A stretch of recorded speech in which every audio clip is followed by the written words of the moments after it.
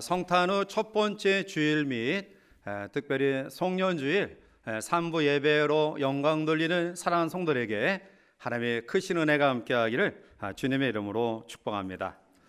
세계에서 6명의 천재를 들라하면 뉴턴, 아인슈타인, 그리고 갈릴레오, 에디슨, 키리 부인, 그리고 호킹 박사를 듭니다.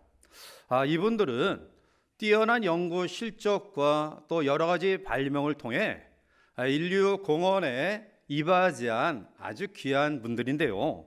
그런데 천재 물리학자인 아인슈타인은 자신의 두뇌를 10%밖에 발휘하지 못했다라고 이야기합니다. 만약 우리의 두뇌를 100% 활용할 수 있는 어떠한 신약이 개발된다고 한다면 어떠한 일이 벌어질까요? 2012년에 개봉하여 화제를 모았던 영화 리미트리스라는 영화가 있는데요. 이 영화의 내용은 한 남자가 뇌의 한계를 뛰어넘어 특별한 능력을 갖게 하는 신약을 먹으면서 벌어지는 일을 다룬 영화입니다. 명색이 소설가인데 원고 한 장 쓰지 못했던, 그래서 여러 가지 재정난에 허덕이던 에디 모라라는 주인공이 우연히 전처의 동생을 만나서 기가 막힌 이야기를 듣게 됩니다. 그것은 먹기만 하면 뇌의 100%를 활용할 수 있는 약이 있다라는 것입니다. 모든 사업도 또 자기의 인생의 개인의 삶도 바닥까지 내려간지라 더 잃을 것이 없다라고 생각하는 그는 반신반의하면서 그 신약을 먹게 됩니다. 그런데 그 효과는 아주 탁월했습니다. 막혀있던 머릿속의 모든 것들이 풀리면서 모든 것들이 명쾌하게 진행되어지는 것입니다. 사실 우리의 뇌는 내가 보는 것, 또 내가 인지하는 것을 뇌에 저장하지만 그 저장의 시간은 매우 짧다라고 이야기해요. 그러니까 여러분들 나이가 들어가면서 기억력이 흐리다, 심각하게 생각할 그런 거 없어요. 다 그렇습니다. 자, 그런데 이 신약을 먹은 에디 모라는 그때부터 그의 삶이 달라져요. 모든 두뇌를 100% 발휘하게 된 그는 지금까지 읽은 책이 다 기억나요. 또한 가볍게 스쳐 지나가던 이야기도 다 기억되어지고요. 그리고 피아노를 얼마 만에 마스터하고 또한 여러 나라의 언어를 며칠 만에 다 습득해요. 4일 만에 원고를 다 씁니다. 또한 수학 공식을 독파하면서 주식에 투자하는 그야말로 슈퍼맨이 돼요. 영화 제목은 뇌가 가지고 있는 능력을 다 활용하면 상상할 수 없는 그러한 초월적인 일이 벌어진다라고 해서 붙인 이름인 것 같지만, 그러나 그 가운데는 인간의 욕망이란 끝이 없다라는 사실을 내포하고 있습니다. 에디의 욕망은 롤러코스터처럼 폭주합니다. 그런데 세상의 이치라는 것이 하나를 얻으면 하나를 잃게 되어 있어요. 결국 이 검증되지 않은 신약을 복용한 사람들이 부작용이 일어나기 시작합니다. 갑자기 돌연사하고요, 또 살해되어지고요, 사물을 왜곡하거나 또 아니면 입체적으로 보는 그러한 경우도 있게 됩니다. 자, 영화는 이러한 부작용을 감수하고라도 욕망을 실현하겠느냐라고 관객들에게 질문하고 있습니다. 사랑하는 성도 여러분, 정말 실제로 이러한 일이 우리의 삶에 일어날 수 있을까요? 100% 기억되어지는 이러한 일들이 일어날 수 있을까요? 자, 그런데 우리는 세상의 모든 지식을 알 필요가 없어요. 또 알 수도 없습니다. 사실 우리가 지금까지 살아가면서 지금까지 우리의 삶이 존재하는 이러한 현실적인 모습을 보면 내가 필요한 지식들만 가지고도 얼마든지 우리가 잘 살아오고 있다라는 거예요. 자, 그런데 중요한 것은 내가 반드시 알아야 될 꼭 필요한 지식을 외면하거나 그것을 깨닫지 못하면 이처럼 비극적이고 무서운 일은 없다라는 사실입니다. 오늘 성년주의를 맞이하면서 오늘 저는 여러분들에게 시인의 고백을 통해 우리가 알아야 될, 반드시 기억해야 될 두 가지 진리에 대해서 함께 말씀으로 묵상하며 또 이 한 해를 마무리하고자 합니다. 우리가 살아가는데 꼭 알아야 될 첫 번째 진리는 인생은 유한한 존재라는 사실입니다.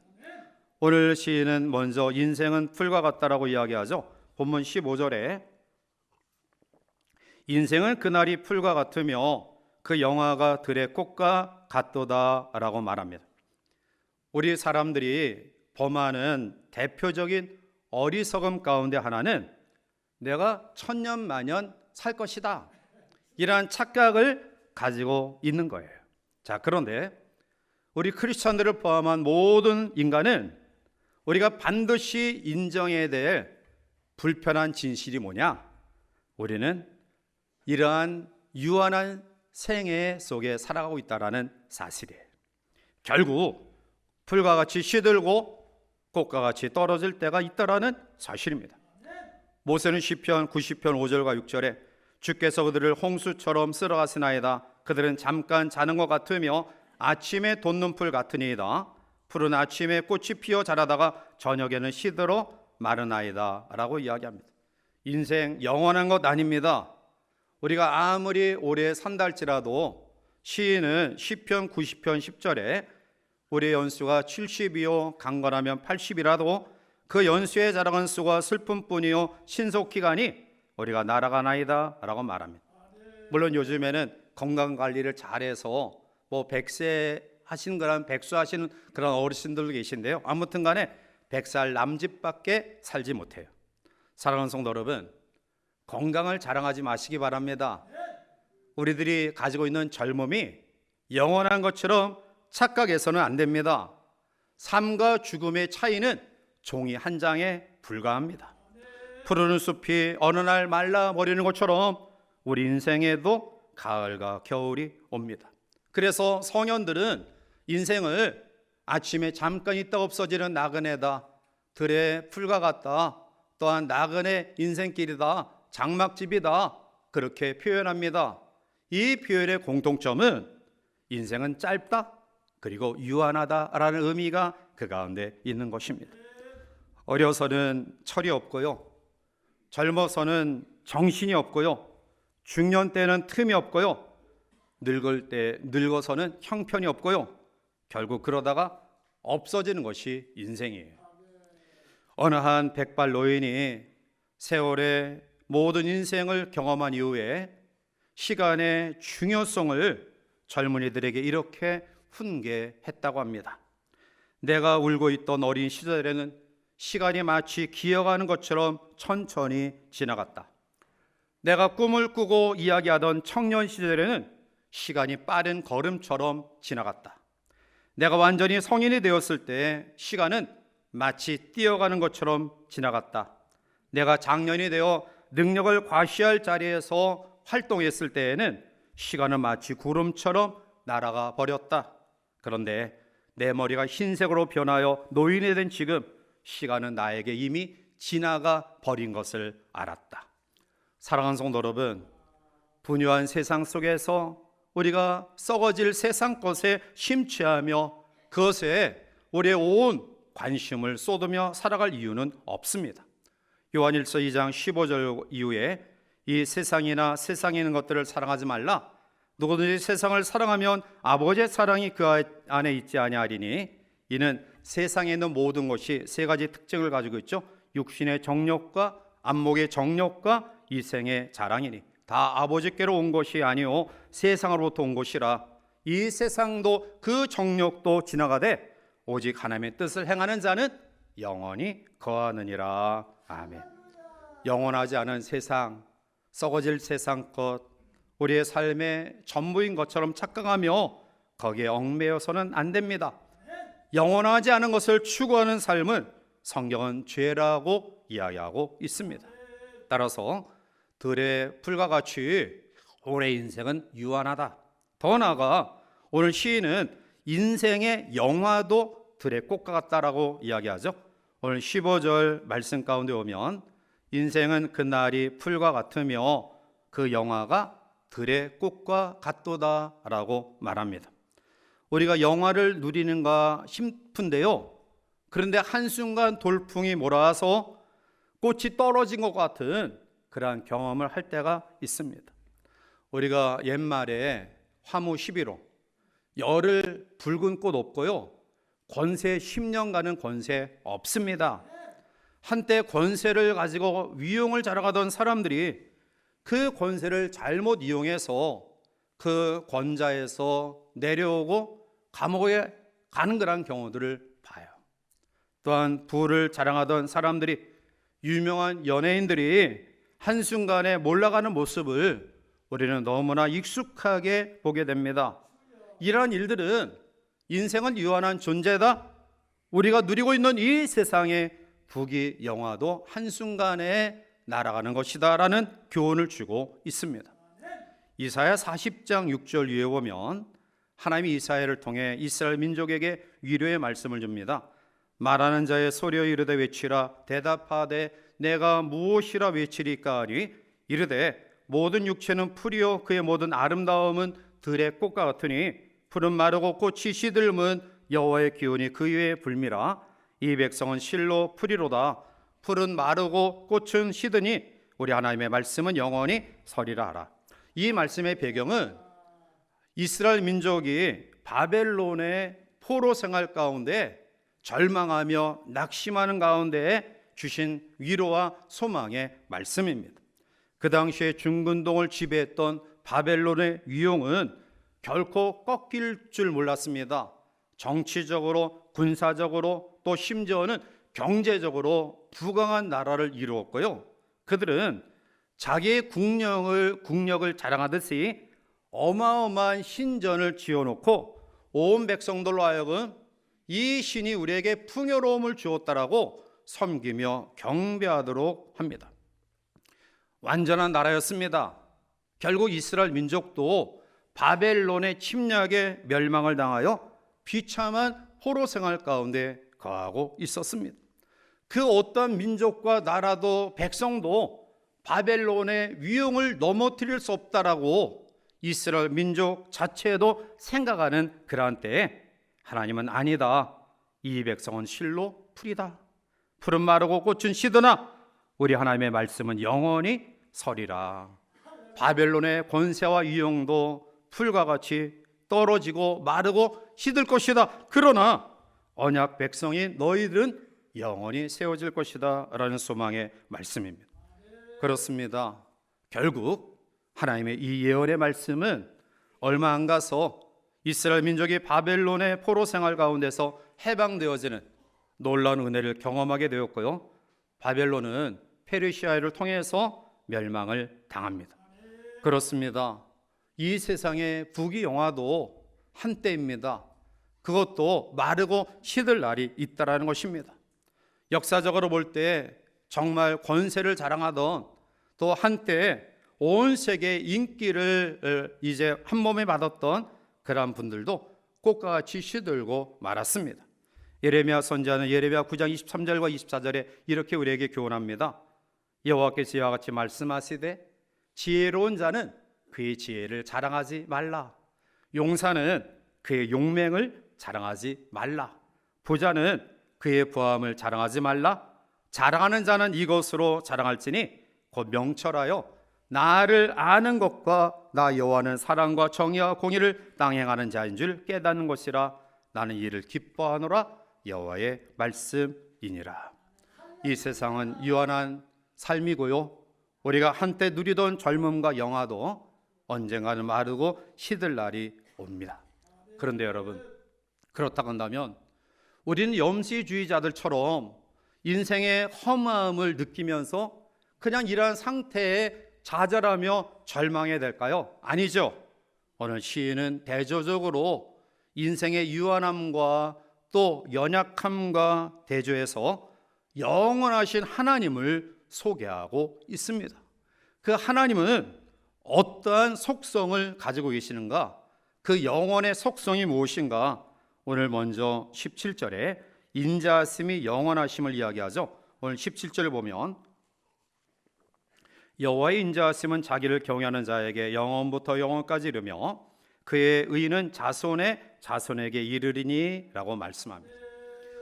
시편 136편에 보면 매 구절 구절마다 빠지지 않고 반복되는 문장이 있습니다.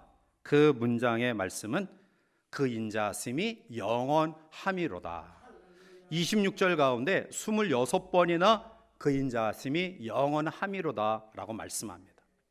여기서 인자는 히브리어 헤세드라는 말로서 자비롭다, 인애하다, 그리고 친절하다, 사랑이 많다라는 의미예요. 즉 우리 인생 속에 하나님이 이러한 헤세드의 은혜, 친절하심과 사랑하심과 인애로우심과 자비하심을 허락하셔요.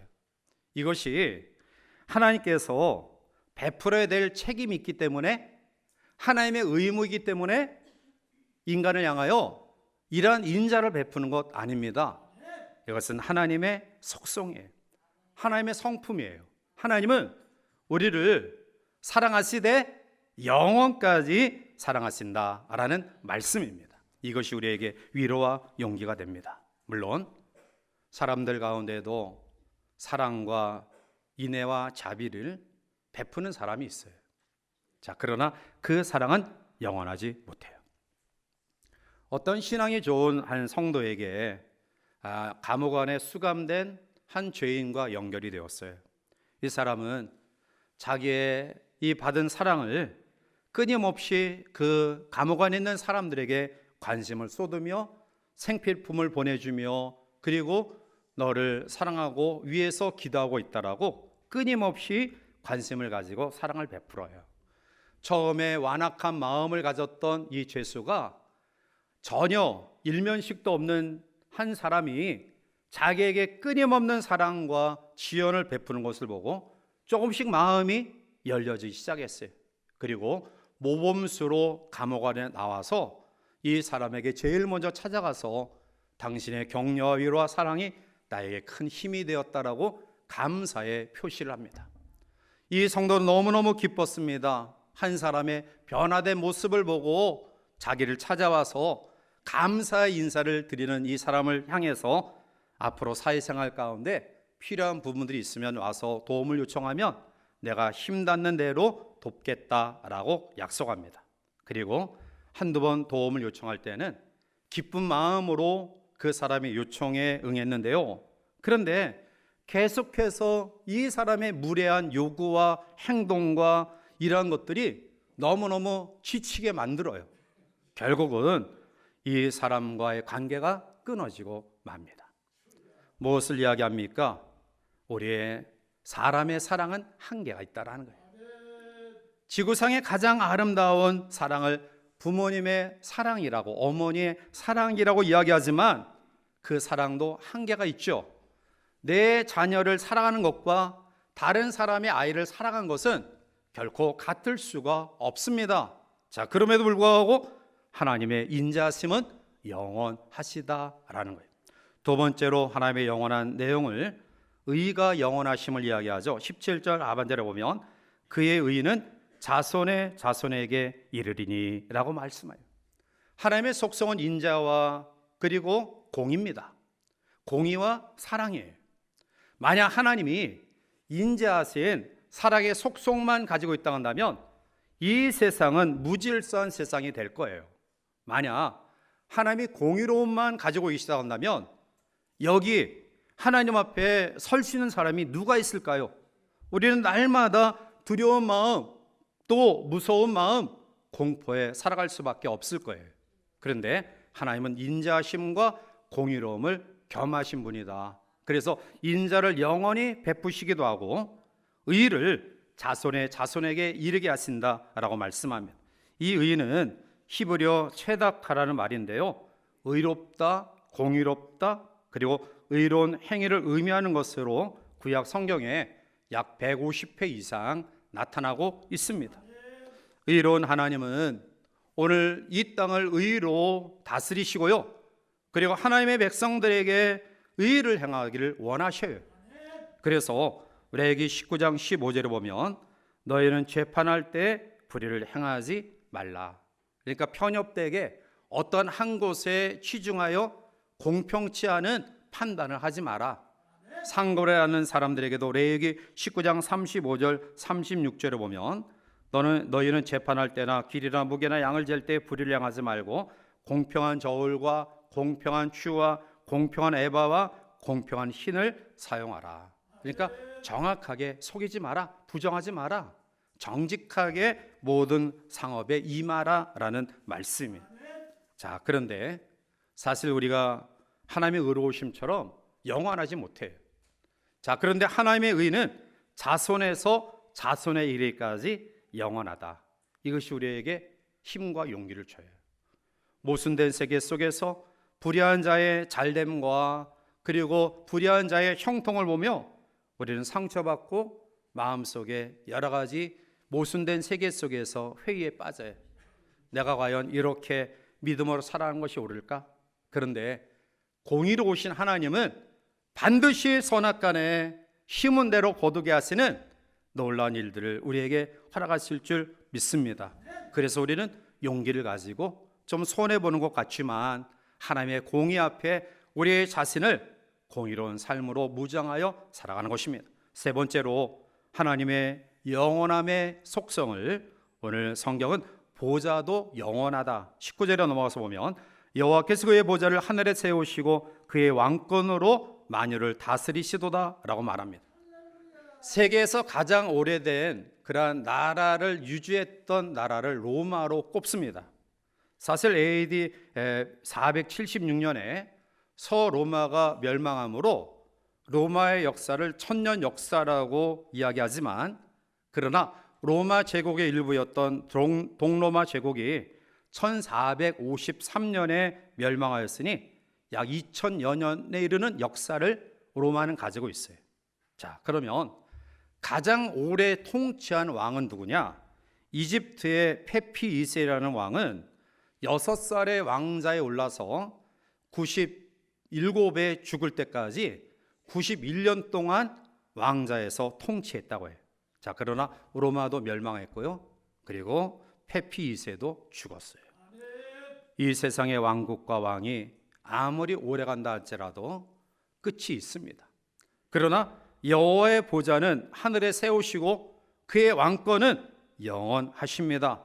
그래서 이러한 영원성을 깨달은 백성들에게 시인은 이렇게 권고합니다. 22절 말씀입니다. 자, 우리 22절을 함께 같이 한번 읽어보실까요?